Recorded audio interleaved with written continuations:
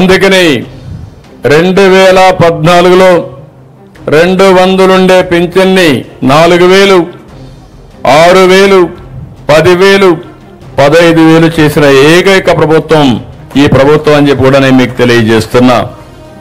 ఇంత పెద్ద ఎత్తున ఏ కార్యక్రమం లేదు. నెలకు దగ్గర 2,800 కోట్లు ఖర్చు పెడుతున్నాం. సంవత్సరానికి 33,000 కోట్ల రూపాయలు ఖర్చు పెడుతున్నాం. పెట్టే డబ్బులు కూడా మీరు ఒక్కసారి చూస్తే మొదటి తారీఖున ఉద్యోగస్తులకు జీతాలు వస్తాయి. మా పేదవాళ్ళకి పెద్ద కొడుగ్గా నేను కష్టపడి మీ ఇంటికి డబ్బులు పంపిస్తున్నాను. ఒక్కోసారి తల్లిదండ్రులు మర్చిపోతారు, కొడుకులు కూడా మిమ్మల్ని చూసుకోరు. ఇక్కడ ఒక కేసు కూడా ఉంది, మీకు అందరికీ చెప్పాలి. ఆ కేసు చూస్తే 2 చిన్నారు నా పక్కన కూర్చున్నారు. వాళ్ళ అమ్మమ్మ కూడా కూర్చుంది అక్కడే. తండ్రి ముందు వేరే వాళ్ళ పెళ్లి చేసుకుని వెళ్ళిపోయాడు. ఆ తర్వాత 2 పిల్లలను వదిలిపెట్టి తల్లి కూడా వేరే వాళ్ళ పెళ్లి చేసుకుని వెళ్ళిపోయింది. అది చూసినప్పుడు వాళ్ళకు మానవత్వం ఎట్లొచ్చిందో నాకు తెలియదు. బాధ్యత కూడా లేకుండా పోయారు.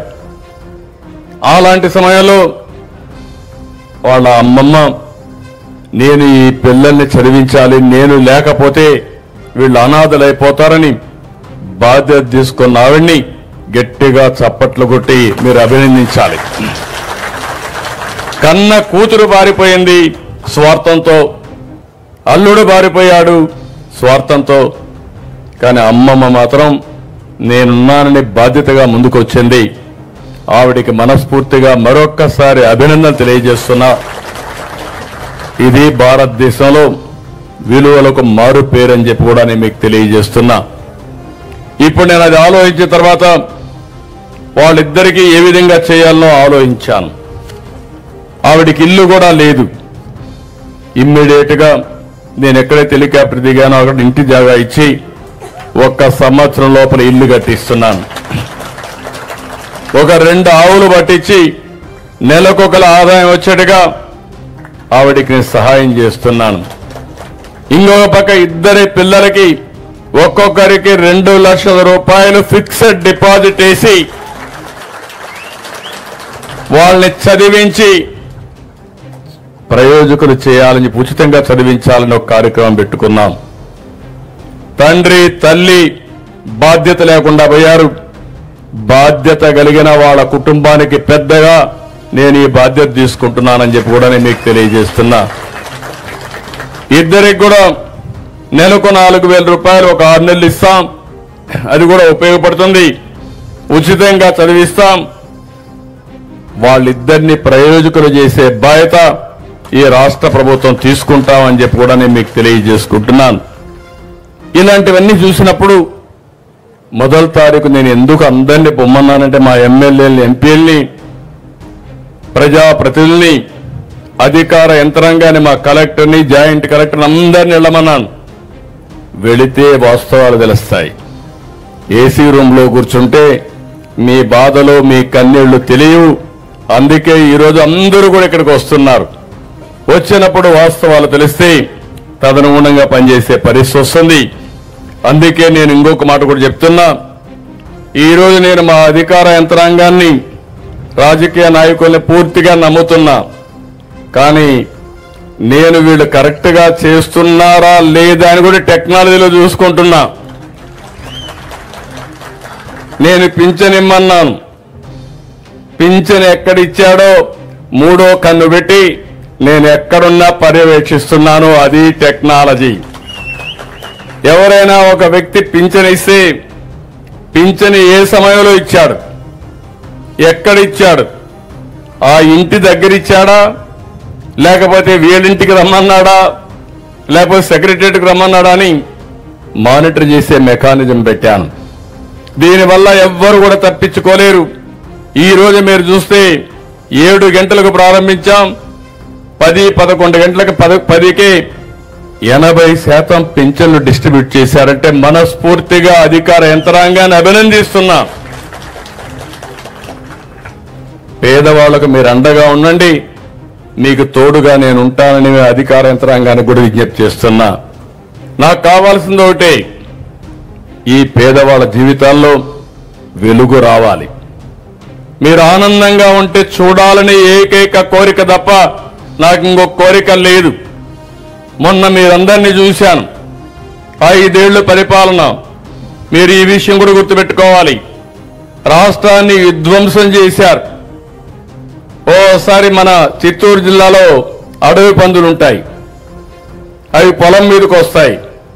తినిపోతే పర్వాలేదు, తిన్నంత తిని మొత్తం తొక్కేసిపోతాయి.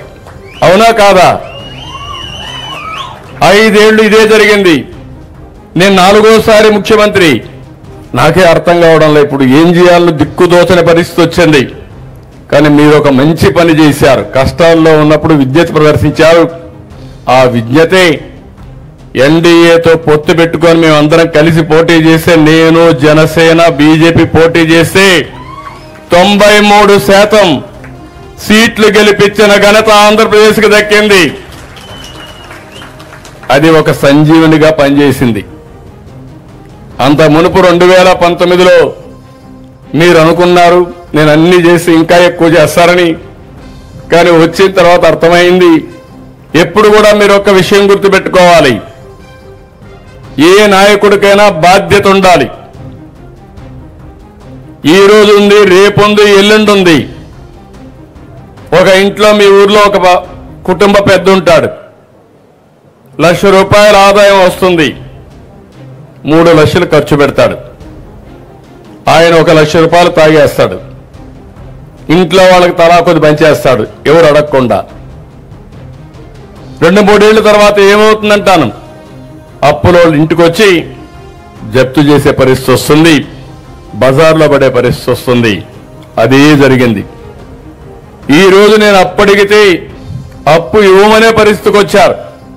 మీరు ఎక్కువ అప్పు చేశారు, మీకు తిరిగి కట్టే పరిస్థితి లేదని నిర్మోహమాటంగా చెప్తే, కాదు నాకు కూడా ఒక వ్యక్తిత్వం ఉంది, గతంలో చేశా, మళ్లీ దీన్ని గట్టెక్కిస్తానని సవాల్ చేసి చెప్పి 9 నెలల్లోనే ఒక్కొక్క అడుగు వేసుకుంటూ ముందుకు వచ్చాం. మీరు చూడండి, మొదటి నెల నేను పింఛన్లు ఇస్తానని చెప్పాను.